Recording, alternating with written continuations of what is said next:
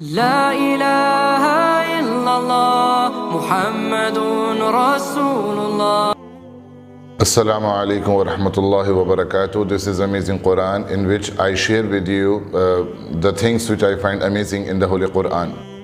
In the Holy Quran, there are many prophecies. Whatever the Holy Quran predicted, it came true with the passage of time.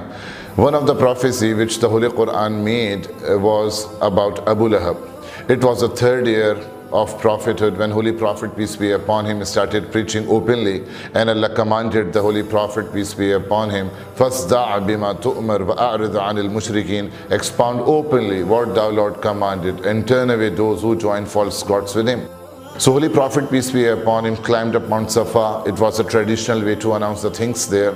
And then Holy Prophet, peace be upon him, announced his prophethood, and at that time Abu Lahab was also there. So when Holy Prophet, peace be upon him, made his announcement of his prophethood and the Tawheed, so Abu Lahab said, Tabballaka ya Muhammad ali hadha jama'atana, be perished Muhammad, for this announcement you called us here and we were busy in important jobs. We told you earlier that no one is going to believe in you.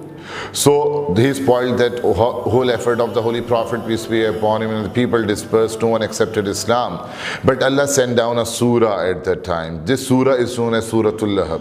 And Allah used the same words for Abu Lahab which he used for Holy Prophet, peace be upon him. And Allah said, Tabbat yada abi lahabin wa tabba ma aghna anhu maluhu wa ma kasab. Not Muhammad, but Abu Lahab will perish. His hands will perish and his wealth will be of no use for him.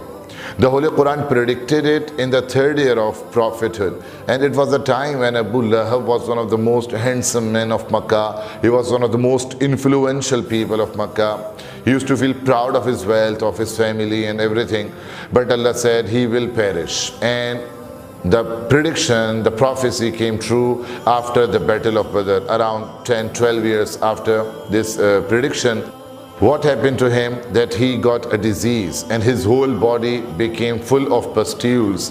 Pus used to flow out of different parts of his body, and it was so smelly that no one could sit near him. And the people of Makkah had no idea what kind of illness he got. So there was no medication for that. No one could serve him due to the bad smell from that body. And his family members threw him away, and finally he died in that sickness. He did not get any medication, he did not get any service from anyone, and even after his death, no one was there to bury him, and the smell was emanating from his dead body. So the people of Makkah said to his sons Utbah and Utbah that do something with the dead body of your father. So they hired slaves, and the slaves brought some wood, and then they pushed his body, and they brought his body to a ditch, and they threw him inside, and they filled the ditch with the stones, and that was the end of Abu Lahab. So the prediction of the Quran that his wealth will be of no use, he did not get any grave, he did not even get any shroud. So his wealth was no use for him. And in this way, the Holy Quran predicted many of the things, and we saw that with the passage of time, it all came true. This is a proof that the Holy Quran is really the word of Allah. The Makkans used to see all these things, and it had to strengthen their faith, but even then, they continued the opposition of the Holy Prophet, peace be upon him. May Allah help us to understand the reality of the Quran and to understand that there are lots of miracles available in the Holy Quran which help the people even today to understand that it is the word of Allah, the greatest guidance from God. We have to believe in it instead of opposing it. And if we will oppose the Quran, and if we will oppose the Holy Prophet, peace be upon him, so we should be ready for the same consequence like Abu Jahl suffered. All of it happened with him just because of his opposition for the Messenger of Allah. May Allah save us from going against the Holy Prophet, peace be upon him, and fill our hearts with the love for the Holy Prophet, peace be upon him. Wa akhiru da'wana alhamdulillahi rabbil alameen.